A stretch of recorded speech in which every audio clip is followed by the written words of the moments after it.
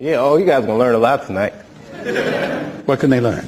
You know, like you guys are students now, so you're idealists, but you don't know about where art and corporate interests meet yet. Just prepare to have your heart broken. Like, in a way, you see him laughing, that evil laugh?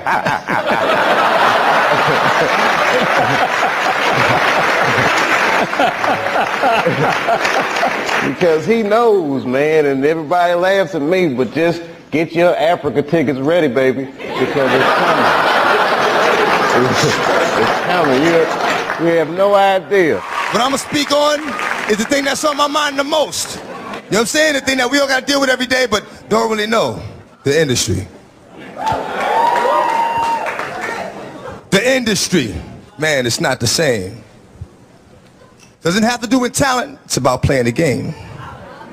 The industry. Real niggas is dying to get in. The industry. Just to find they don't fit in. The industry ain't what it used to be. The industry's trying to control the way you MC. They want you to dress like this and talk like that. But I'm going dress like this and talk with the bat. The industry. Got your word? Meaning nothing. The industry. Fuck what you heard, because he's bluffing. The industry. Money, bitches, hate. But I dare you to try to take a fucking thing off my plate. The industry like, wait. But in the streets, we like, get 'em.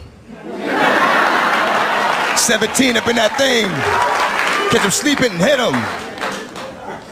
The industry, if you ain't got a strong mind, the industry will break you down. It's a matter of time.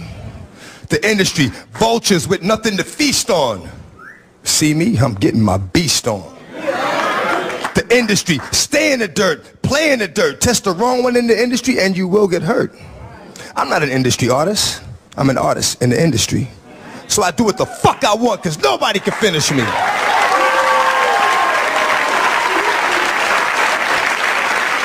The industry, wanted, dead or alive, new artists to sell their souls in the way they survive. The industry don't give a fuck about you, but the industry couldn't make a dime without you. The industry, I'm sick of this industry shit.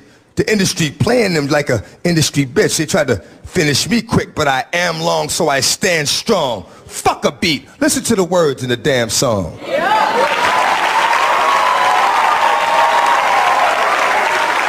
I only know how to speak the truth, you know what I'm saying? So I got a little short joint I'm gonna hit you with, you know what I'm saying? And it basically reflects on my relationship with the industry. This is what it is. Often, my words fall on deaf ears. Motherfuckers be listening, but don't hear. Talking to a nigga, he be sitting right here. I be like, where you going? Nigga be like, yeah. Thank you.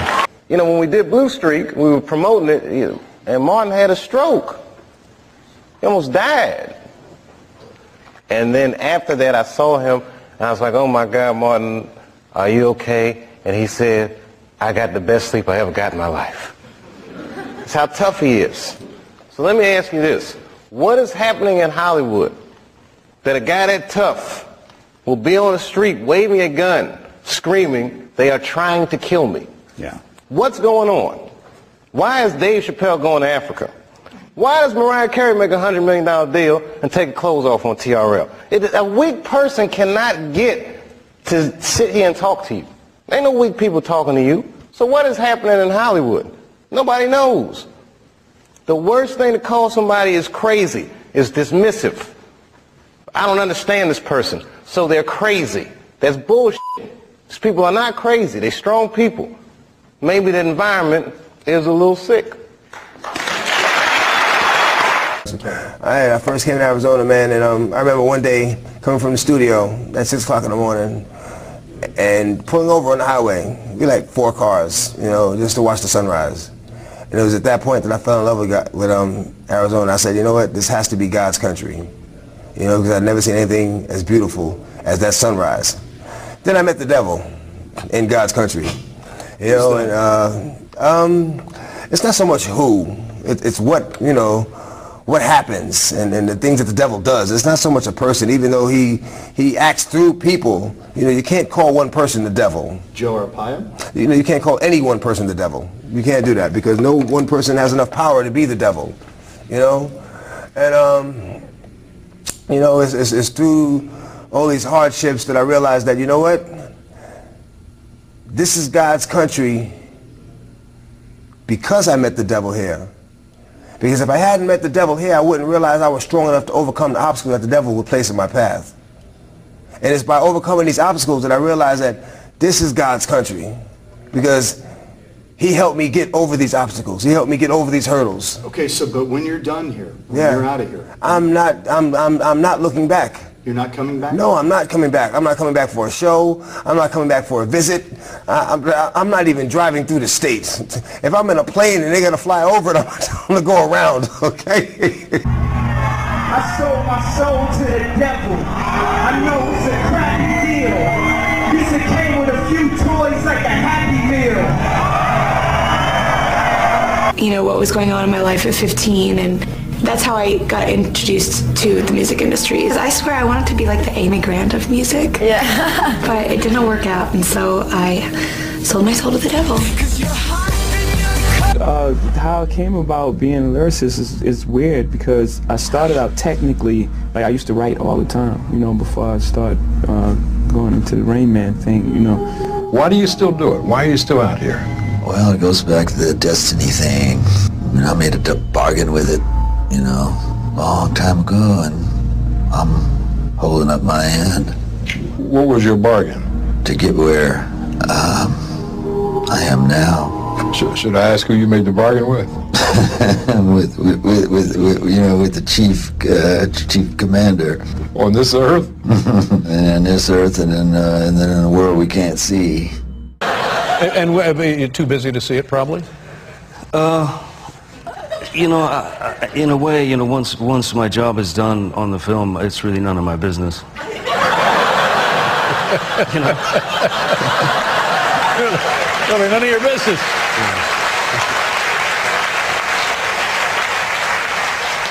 Yeah. So you deliberately don't look at the finished product? Oh yeah, I stay as far away as I possibly can. Is that right? Yeah. If I can, I try to stay in as profound a state of ignorance as possible. Well, you come to the right place. You're exactly where you need to be. That's interesting. And is it, and forgive me, is it a little insecurity? Just, you know, I don't like, I don't like watching myself. Yeah. I prefer the experience. I mean, making the film is great. Right. The process is all fine, but then he's up there. Right. You know what I mean? I was freaked out, man, with the fame thing and being called crazy and drug addict and all these things. Scared me. You know, being treated that way.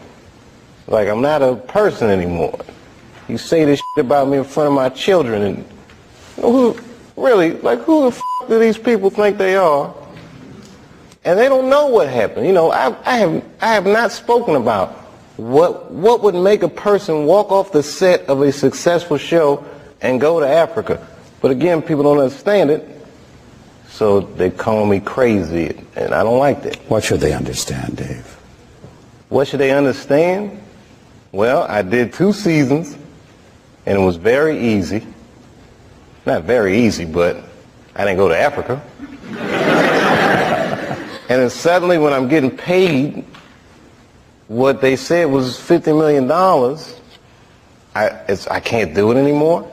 And I remember we had an FBI consultant on the picture telling me that they can use your ADT security box microphone to get your stuff that's going on in your house, or OnStar, they could shut your car down. And he told me that 1 in 5 phone calls that you make are recorded and logged. And I laughed at him, and then he played back a phone conversation I'd had 2 years prior to joining the picture, the FBI consultant. And it was like one of those phone calls, was like, you know, what are you wearing type of things. Really? Yeah, so it was mad weird. Wait, so you mean they had a record of you from 2 years prior to me joining the picture. Even being associated with the movie? With the movie. Well, that seems It's creepy. extremely creepy. Wow. Yeah. Wow. Yeah.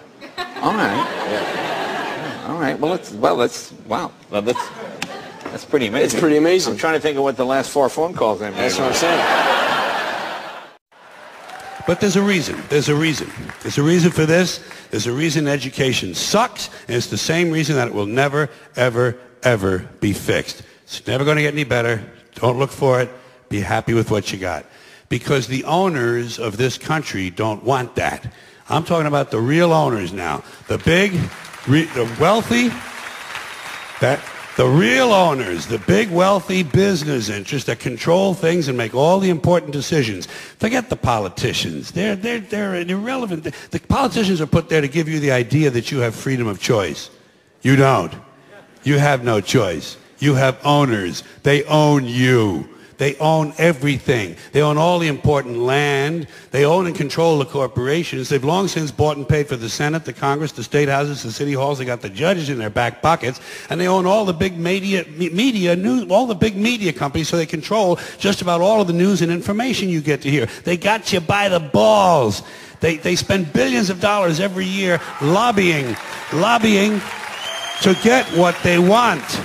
Well, we know what they want. They want more for themselves and less for everybody else. But I'll tell you what they don't want. They don't want a population of citizens capable of critical thinking. They don't want well-informed, well-educated people capable of critical thinking. They're not interested in that. That doesn't help them. That's against their interest.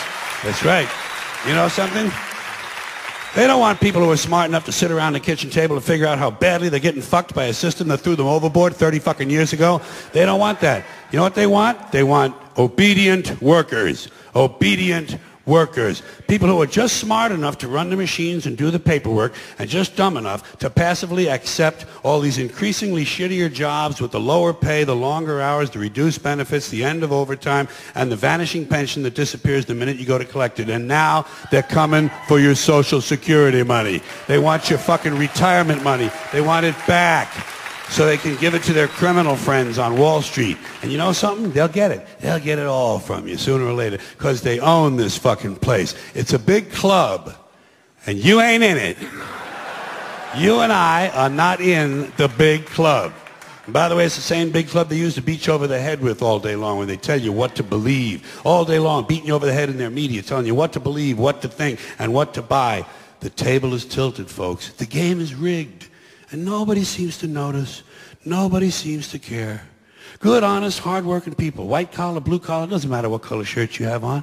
Good, honest, hard-working people continue. These are people of modest means. Continue to elect these rich cocksuckers who don't give a fuck about them. They don't give a fuck about you. They don't give a fuck about you. They don't care about you at all. At all. At all. This machine around us, this so-called music industry, is such a demonic thing. It sacrifices people's lives and their essences. And I just think that the whole idea of celebrity and fame has become really convoluted and, you know, kind of bastardized. If your ultimate goal is to be famous, then you're gonna do a lot to get there, like sign your name in blood in a contract with the devil. Like, that's just the truth. I've seen so many people like forsake their moral code and their value systems just for a little bit of fame, and it's not worth it at the end of the day. It's really not worth it. Look, man, at that point in your life, it's something so real in contrast to what Hollywood is, a very powerful illusion. And when your dad died, it kind of just broke the spell, like, oh, this is bullshit. Look, I've been spending so much time doing this. What about my family? What about my friends? Wait, whatever happened to my friends? Damn, I don't even have any friends. Ugh. So I bounced, man. New Year's Eve, 1999, I moved into that farm, and that was it. As far as I was concerned, I was done with show business. That this was happening. And then I got to make some real choices, man. Is that what I want for myself? Did I get too big? Because I like people. I like entertaining. And the higher up I go, for some reason, the less happy I am. You know, is it going to get to the point where I'm doing a striptease on TRL or waving a gun on the street, saying they're trying to kill me. No, I'm not gonna let it get to that point. I'm gonna go to Africa. I'm gonna find a way to be myself, man. I gotta, you know. Brainwash our people with the mind control theory. That's what they do. So that makes our people like it. They keep playing that same song. The same song keep playing, you start to like it. You start to get probed with it. You start to get cloned with it. Then it just takes over. It takes over the human body. It takes over the spirit. It takes over the soul. And therefore, behold, that's what you got. I'm not crazy at all, okay? Everybody always saying that Dirty is crazy. Dirty is not crazy at all. Dirty just foresee a lot that a lot of people don't. Like what are they supposed to say? Satan on the track? So should he go, I pray Satan? Like what are they expecting? What are they really expecting? But yeah, he's, you know, I have his latest album and it's dope, and you know, it just has a variety of everything. It's not just God, and it's not corny at all. Like he talks about life, he talks about his experiences, he does what he wants to do. So like, there's nothing wrong with that at all. I mean, it's funny. We talked about Kanye before. I mean, what was his line on Jesus Walks? If I talk about God, then my record won't get played. Yeah. It's like, man, all these people will talk about killing, sex, all this shit, and the radio play it. But if you talk about God, then this is how sinister. This is important too. This is how sinister this industry is, and that is so true. You talk about God, your record won't get played. But yeah, I explained the chain reaction of like rappers talking about that negative shit, popping mollies, turning up, doing all that stupid shit. But if you talk about God, why wouldn't you want to spread that message to somebody's mind? That means the radio stations are going, you know what, let's play this because it's going to fuck these people's minds up. And it's going to cause them to do more fucked up shit, which puts them in a lower position. So it gives them more of a chance to not be like the people who are successful. And it's like, why would they want to do that to society? That's fucked up. And that's even like, I feel like if a radio station goes, we're not going to play that because it's gospel. So a rapper can go, I'm turning up, I'm smoking, I'm drinking, I'm doing this, I'm fucking in the club, doing whatever. They can say that, but you can't say God, you can't talk about God. Like, that sounds like Satan to me. It seems like something Satan would do. Would be like, no, we don't talk about him over here. No, we just play this stuff because we're trying to fuck up mine. So that sounds like something Satan would do. Why would you only play that fucked up music? Something's going on. That's when you snap out of it and go, something's going on here. Because there's a bunch of devil workers in Hollywood. And there's a lot of black folks too. And they be throwing up them signs, you see them, this, that, all of them. Watch the rappers, watch them folks. It's scary. It's very scary. That devil is real. Well, what is this? Oh, the devil in this mess, yeah. Because I closed this up. I thought this was rock on. Be careful. No, the goat, be careful. They'll get you. Be careful. Your message to your fellow Americans, I gather, is open your eyes. Open your eyes. Don't sleep. Don't fall for whatever they feed you. You know, a lot of kings were poisoned because they were loving of their subjects, and a lot of times, you know, there's just wickedness, and you have to know that there's wickedness in the world. You have to know that there are people who are just here to profit and to put their foot on the back of people who are poor and who don't know any better. I gave this guy a handshake, you know, and then he's looking at my hands like, you know, because we were doing press, like for Wire Image or some shit in Toronto. So I gave him like a handshake, but you know the hip hop shit, you point like the gun point. So he's like, oh shit, that's the new sign. But I didn't peep that he was telling me that at that moment. I just wanted to take a photo. I did his party. Wow. He thinks I'm gangster. He has all the G-Unit mixtapes. He thinks I went to Catholic school, bro. Like I don't know nothing. But he said I'm gangster kid, and I still walk around with Uzis, right? So this guy, you know, I always thought about like, you know, Jay-Z doing these signs. Everybody's doing like signs, trying to connect with other people, but meeting him, like just him randomly telling me, oh, that's the new sign, then he did it. He did the gun sign. So he assumed that that's the new way of communicating to whoever is in the hierarchy. Because he's assuming because I fuck with 50, I'm already in the hierarchy, that I understand the whole symbolism of whatever they do. Because at the end of the day, it's about power and control. You know, they control the world. You know what I'm saying? It's already there. It's just a matter of like, you know, people wanting to be aware of it, make a game out of it, do whatever. It's just, you know, people want to know what's going on. We're in the age of knowledge right now. It's all about trying to figure out what's what, you know, globally connecting. You see a lot of stuff come through the internet, and it just sparks people interest. It's the boogeyman, you know. You know what else, Lupe? They know that, you know, we don't read. Not just black people, but we. Yeah, us. This section of like the world where people just don't give a fuck about what's going on. They just depend on the news. They don't read. So, you know, I've been reading like Angels and Demons and all this fucking the lost symbol. I'm reading that right now, actually. But I'm like a fan of all. You know, they're never gonna tell you the truth, but it's good to understand or know and just be aware that there's some shit going on. Yeah, I believe in the Illuminati. There is a certain level that you get at, that you can't go no further unless you're aware of certain things.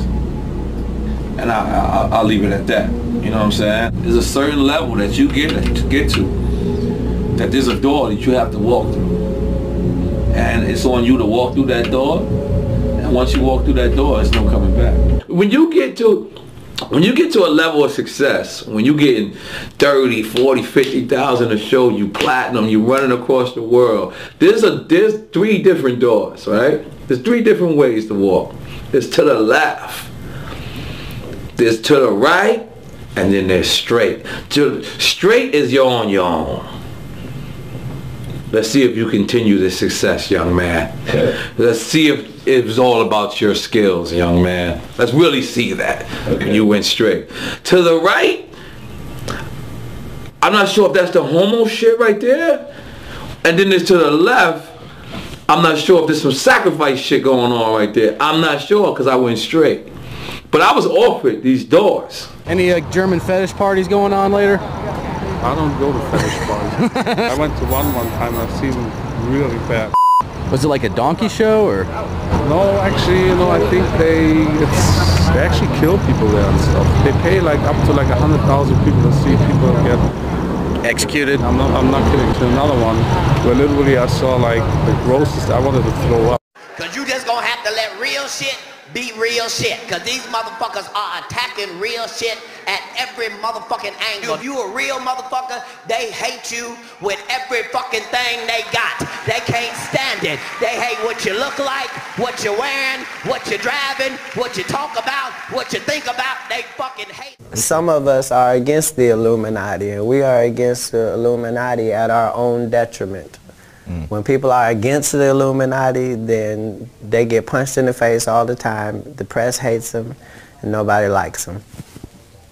That's why you gonna have to be in tune with your star fucking player. These motherfuckers want you to be miserable. They want you to be sad. They want you to feel like they feel. You can't feel like the fuck they feel because you ain't like them. You gonna have to get every fucking laugh you can possibly get. Fuck what they talk about. They want you to be sad because they sad. Fuck. Online, I know you don't spend all your time online, about Kevin Hart wearing a dress in the SNL skit. And Dave Chappelle spoke about that as a comedian. Black actors are always, you know, being asked to wear dresses. Have you ran into that? And what do you think about that whole Illuminati theory that people put out there about that? Well, thanks for that softball question. It's 2 answers. First of all, let's be very, very clear. It is possible that there isn't anything funnier than a guy in a dress. And if that's the case, then it might also be said that there's nothing funnier than a black guy in a dress. Okay, well, I watched all of my friends throughout my entire life be able to dunk a basketball, but not me. So everybody can't do everything. So, you know, some of us make choices. I think it's not a biggest choice for others. I'm saying at the end of the day, Kevin doesn't have to worry about what people are going to say about him wearing a dress because of the long line of dress-wearing people before him. So now we had Big Mama's house 1, 2, and 3. Yeah. I've never seen Medea in a pantsuit. I think she wears dresses. So now I'm saying, why are we picking on poor little Kevin Hart? Because it was his turn next. I mean, I'm a conspiracy theorist to a degree. Like when I connect dots that maybe shouldn't be connected, I don't know. But certain dots, like when I see that they put every black man in the movies in a dress, at some point in their career, I'll be connecting them down like, wow, all these brothers got to wear a dress. This happened to me. I'm doing a movie with Martin. Yeah. The movie's going good. So I walk in the trailer. I'm like, man, this must be the wrong trailer because there's a dress in here. They come in. The writer comes in. I think he's the writer. He's like, Dave, listen, we got this hilarious scene where Martin's sneaking out of jail. So he disguises you as a prostitute. And he put this dress on. And, what? As a prostitute? Nah, I'm not doing that. I don't feel comfortable with that. That should have been in the discussion. What? You don't feel comfortable with it? I mean, it's a hilarious bit. All the greats have done it. So, well, if all the greats have done it, it's kind of hacky, right? You're right. So why don't we just not do it? Because I don't feel comfortable wearing a dress. Oh, come on, Dave. Listen, we got it all set up. We're supposed to shoot. Every minute you waste costs this much money. You know, the pressure comes in. He said, I'm not wearing no dress, man. I'm funnier than a dress. Just give me something funny to say. I don't need to wear no dress to be funny. Am I Milton Berle? You know, we're going like this. And then finally he's like, and he leaves. And then like the director comes, Dave, it really would be great if you wear the dress. What is wrong? What is this, Brokeback Mountain in here? So then,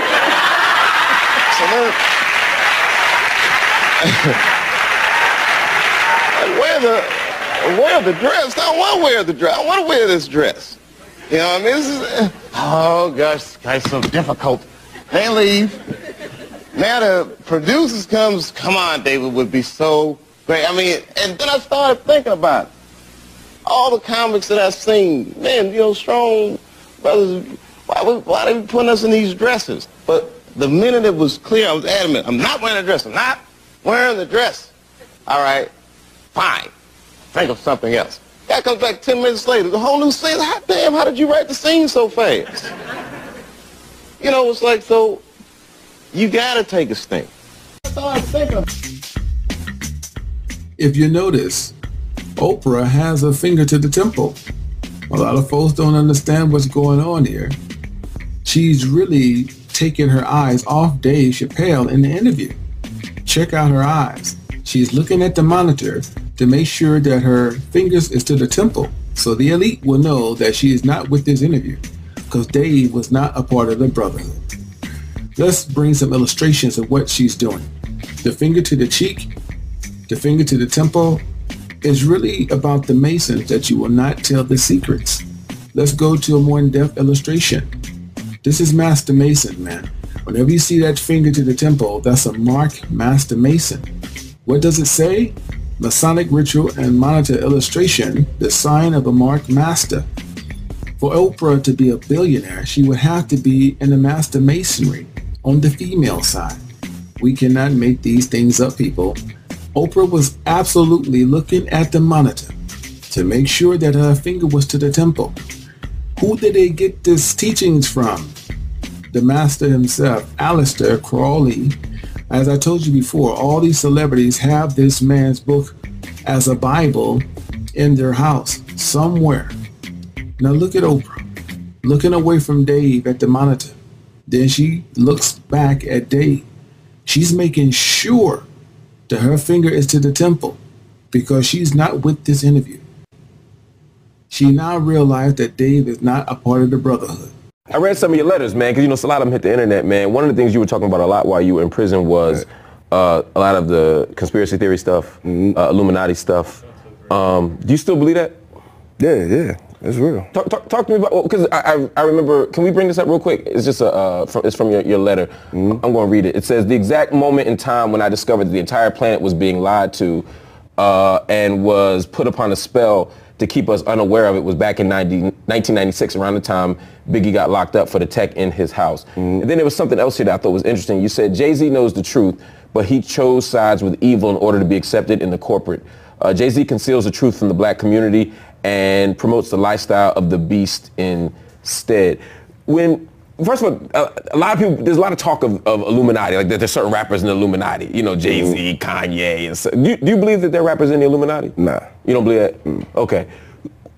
So how do you see sort of the role that these conspiracy theories play? Like how is the black community being controlled through that stuff? Just through food, you know, the environment, you know, medication, you know, branding, it's a lot of stuff, man. It's a lot of, you can go down the whole line. It's a whole web network of things, you know what I mean? Yeah, that's what I believe, you know what I mean? Mm-hmm. People are definitely being manipulated, you know what I mean? It's a business. Yes, I do. Because that's real deep, man. 9/11, I could go on and on with that, you know what I'm saying? But one of the things I'm gonna say is that just look at how the buildings fell. You know what I'm saying? It didn't fall as if, you know, the plane hit the building and the building fell. No, it fell exactly how a building falls when they do what? Controlled demolition. You know what I'm saying? I'm gonna just point that out for you. And 4,000 people didn't come to work that day.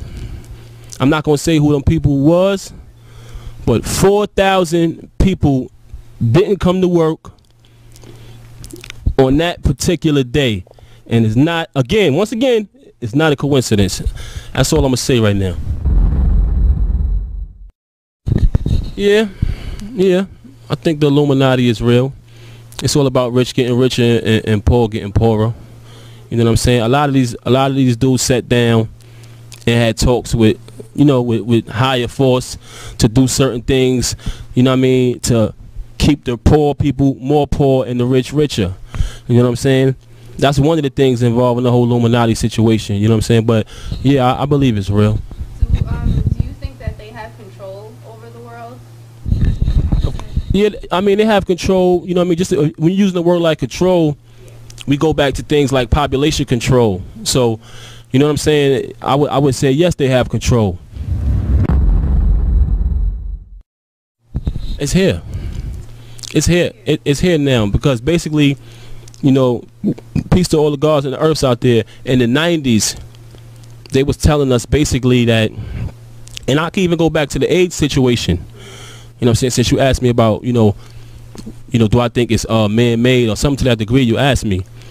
In the 90s, I'm talking about in the 90s, I had the knowledge of everything that's going on right now. You know what I mean? They even said that, you know, eventually money is going to be gone. We're going to be using more plastic. I knew about this in the 90s. And just to elaborate on the AIDS situation, you know, the reason why they created AIDS, because they knew. They said by the year 2000, or that's why they were saying, oh, the world's going to be over. It basically was a new world order coming into effect. That's one of the things they meant.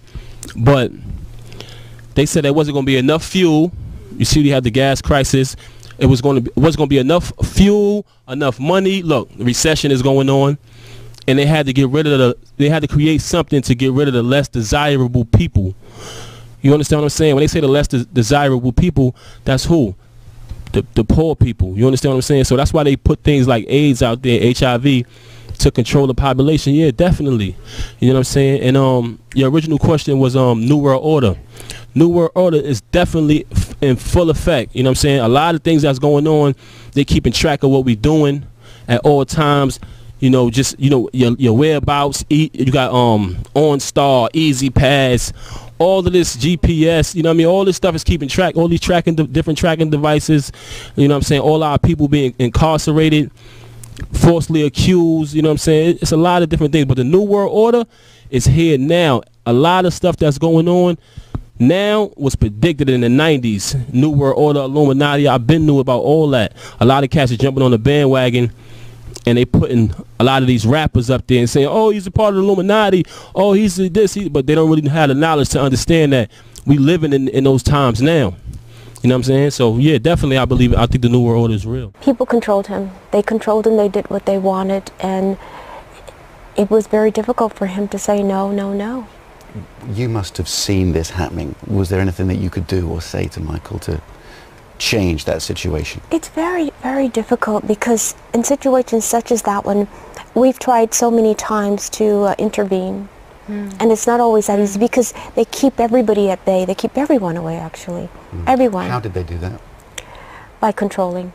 And I know, because I have been in a controlling and abusive relationship, but by controlling him, controlling his thoughts, control what he does, not letting giving orders, not letting anyone through the gates, not letting anyone near security, things of that nature. And this way they have him, and they control whatever he does.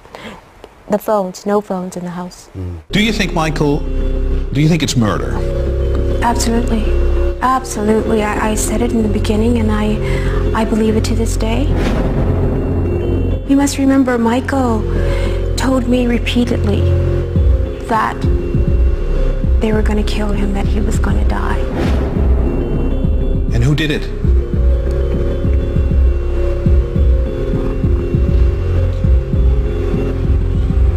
Attending Dr. Murray's court case? Absolutely. What do you think about him delaying everything, dragging his feet? What kind of sentence should he receive, Latoya? Death penalty. That's what he should be on the firing range. They murdered my brother, and they know who they are. It's not just Dr. Murray, I promise you that. It's more people involved, and they know exactly who they are, and I'm going to let you guys know exactly what's happening and what's going on. It's more than just Dr. Murray that's involved in this. Will justice be served? The doctor that you're looking at, the doctor that you see there, was the fall guy. That's what he was. He was the fall guy. And so there are people in the background? There are people in the background. Pulling strings? Yes, absolutely. Then Cat Williams came out and said what he said about Mike, but Cat Williams was correct when he said those mansion parties, and y'all don't understand what go on with that shit, man. See, now you have to bring my viewers up to speed on that, because the whole Cat, I'm not even hip to that, what was said about that. What did Cat Williams? Cat Williams said they was letting him in, and the stuff that he was seeing was blowing his mind. You in the ATL and a nigga doing drugs in the ATL, the nigga at least excuse himself, go to the bathroom or some shit. Niggas in Hollywood just do the drugs right in front of you and act like ain't shit happened. You in the middle of a goddamn meeting. Yeah, so what we're gonna do is we're gonna do the movie with you, and then we're gonna go back.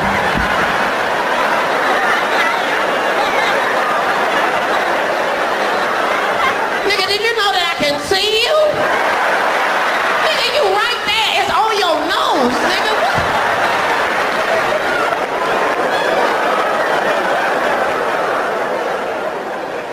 Motherfuckers be gay in Hollywood, you never fucking expected.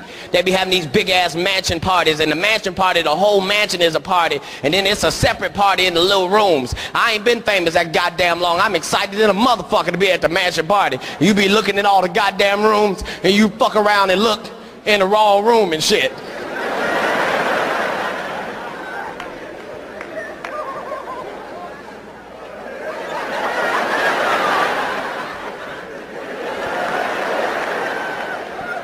Nigga, come here, come here.